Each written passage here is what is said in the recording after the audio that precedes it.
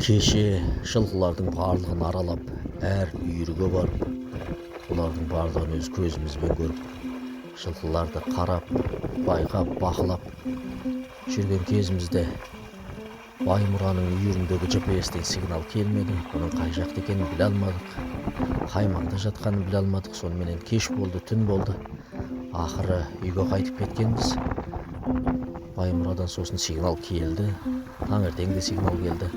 Сол Баймұраның жатқан жерін сол сигналы арқылы біліп, GPS арқылы біліп, осында келді. Келсек суда тұр екен.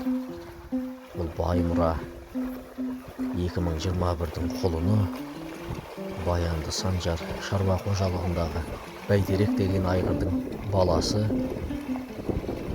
Біздің әлеуметтік желідегі арнамызды көріп жүретін, бізді қарап жүретін көрермендердің барлығы бұл айғыр жөнінде біледі. Бұл айғырды әкелгеннен бастап осы әлеуметтік желіге салып отырдық.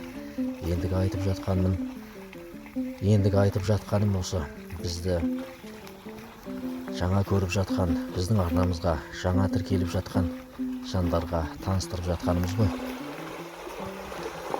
Бұл су енді тоқтау су ғой. Қыстағы еріген, көктемдегі еріген қардың суы, жаңбырдың суы деген сияқты. Сондар кейде ыстықтағанда, осы шыбындағанда, биыл шыбын ерте шықты, маса ерте шықты, неге екенін білмедік. Суға келіп, кейде тұрақтап өстіп шығып кетіп жатады. Ағып жатқан қасында өзен бар еді, содан су ішсін деп айдап апарып қоямыз. Сонда да кейде осы тоқтау суға үйіріменен шауып келіп жатады.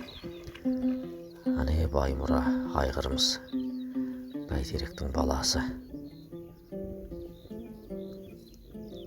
Жылқымыз асылдансын, тұқымы мықты болсын деп әбден зерттелген, зерделенген Мұғалжар айғырдың тұқымынан әкеп үйірге салдық қой. Жарықтықтар судан шығып аунап жатыр.